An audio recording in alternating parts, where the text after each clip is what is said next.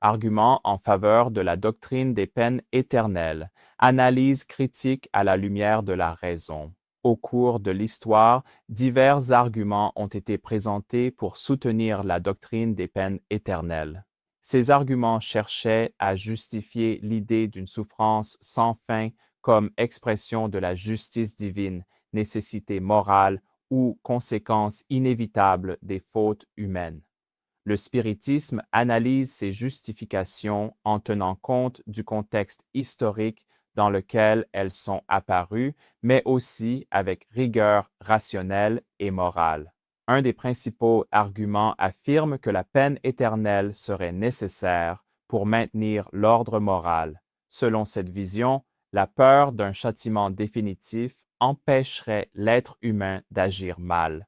Cependant, la psychologie moderne démontre que des comportements basés exclusivement sur la peur ne produisent pas de véritable transformation intérieure. Ils génèrent une obéissance apparente, mais pas de maturation morale ni de conscience éthique profonde. Un autre argument soutient que la gravité de l'offense contre la divinité justifierait une punition infinie. Cependant, cette logique entre en conflit avec des principes fondamentaux de la justice. La science et la philosophie morale montrent que la proportionnalité est essentielle dans tout système juste. Les fautes commises dans un temps limité, dans des conditions d'ignorance et d'imperfection, ne peuvent raisonnablement engendrer des conséquences infinies.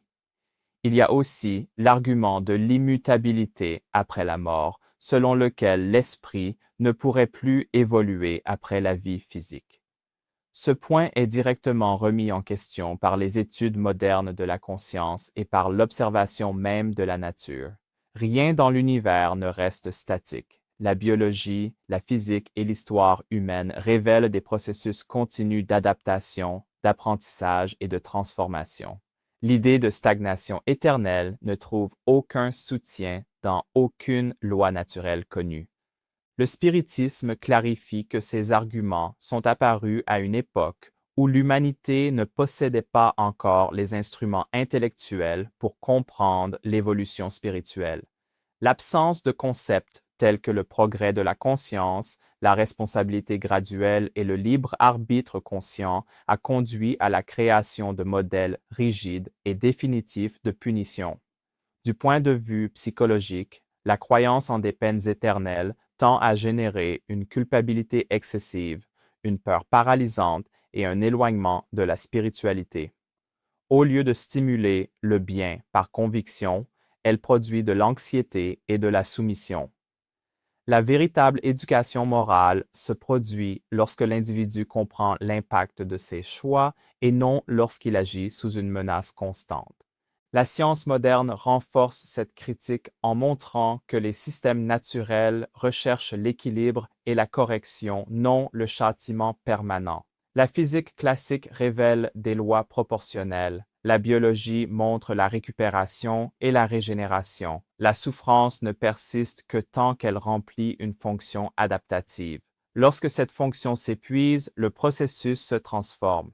Ainsi, le spiritisme conclut que les arguments en faveur des peines éternelles reflètent des limitations historiques de la pensée humaine.